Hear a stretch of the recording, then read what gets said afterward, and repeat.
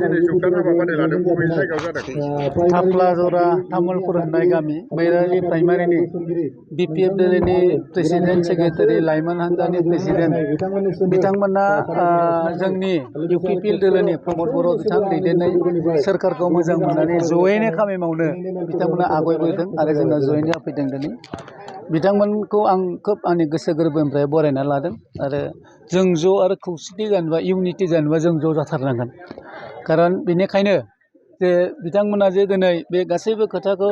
नोजोर बोनानै जे स्ट्रं खालामनो बे ओनसोलनि थासारिखौ थिग खालामनो समाजखौ थिग खालामनो बिथांमोना ज' फैदों बिनि थाखायनो आं जोबोद आंनि गोसो सिंनिफ्राय साबायखर जासिदों प्राय 49 जन BPF दोलोनि दैदेनगिरिफ्रा जोंनाव ज' हाबफैदों आरो जों बिथांमोनखौ बुंदों जों ज'-ज'यै खामानि मावगोन आरो जों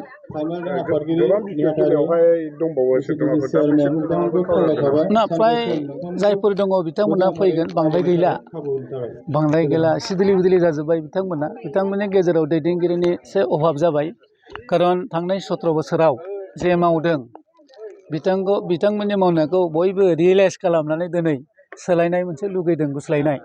दा बेनिखायनो बिथांमोना गुबुन दोलोआव फैदों जोंनावबो फैदों अबावबा थांदों बिदिनो सिदिलि जाजोब्बाय दा नैबे बाय इलेक्सननि उनाव आरोबाव गिदिर BPFनि दैदेनगिरिया प्रमद बर' बिथांजों आखाइ हमगोन फ्राय थाबैनो नोंथांमोनहा UPPL दोलोआव जौगान जाखो दाथ' थांखियाथ' माने दा जोंनि जेनाखि BPF दोलोआव जोङो सिगां दंमोन दा गोबां जोङो मावबोबाय खस्थ' खालामबोबाय नाथाय जोंनि BPF पार्टिनि माखासे दैदेनगिरिफोरा जोंनि माखासे मावनायनि सायावबोल' माने बिसोर नोजोर होयो नाथाय जोंनो जिरायनानै थानो थाखाय मोजांथारै माने साया सायख्लुम होनो हाया दा बिनि थाखाय आं गोबाव समनिफ्रायनो आङो बुंबोदों आङो माने प्राइमारि आफादगिरि जोंनि बैलारि प्राइमारिनि बे हिसाबै आङो बिबानखौ लानो हानाय नंला मानोना जोंहा पाब्लिकफोरजों नुजानांगौआव गोबां उसुबिदा नुजाथियो बिनि थाखाय आङो आफादगिरि बिबानखौ आङो रिजेन होनानै माने गुबुन गोरों मानसिफोरनो होयोब्ला हामगौ होननानै आङो अनेक बार बुंबोदोंमोन दा अब्लाबो आंखौनो आरोबाव आफादगिरि हिसाबै गायसनबावबाय दा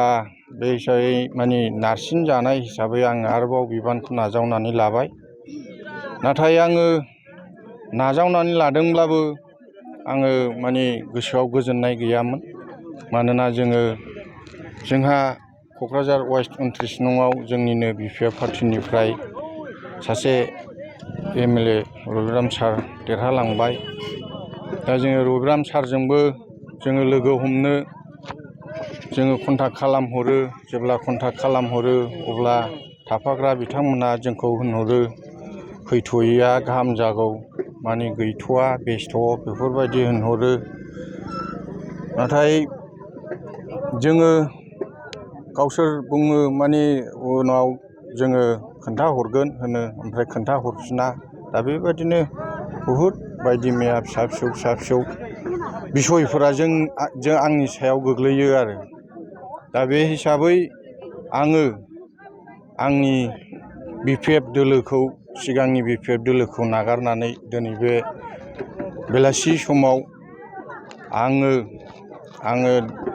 जोंनि दानि BTR सरकारनि दैदेननायखौ मोजां मोननानै आङो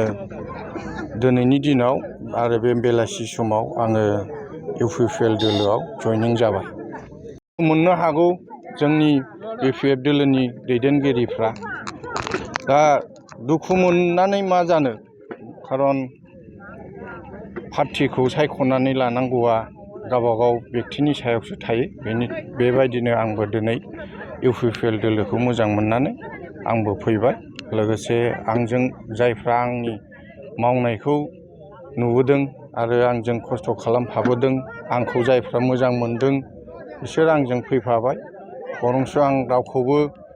आं UPPL आव थांसै आंजों फैदो होननानै आं लेङाखैबो एकमाथ्र आङो खोन्थानाय जादों आङो पार्टिखौ सोलायनोसै नोंसोर थादो नोंसोर मोजाङै दैदेनलायदो होननानै आं बेखौ खोन्थाखादों गोबाव समनिफ्रायनो खोन्थाखादों आङो माने ब्लक आरो गुबुन प्राइमारिनि माखासे दैदेनगिरि लोगोफोरनि सिगाङावबो बुंनाय जादों आं बोरैहाय सालायनो हाबावनो होननानै दा बेबायदिनि गेजेरजों दिनै आङो माने फैनाय जाबाय आरो बेसेबांसो सुबुंफोरा नोंजों लोगोसे फैफागोन जोंनावथ' दिनै आंथ' माने जोंनो गावसोर लिस्ट हरनाय बायदिबाथ' बुरजाथारानोमोन दा दिनै मा जाहोननि थाखाय बिसोर एबसेन्ट जानानै थाखो बेखौ जों मोनथिनो मोनाखिसै आरोखि दा फैबावगोन आसा दङ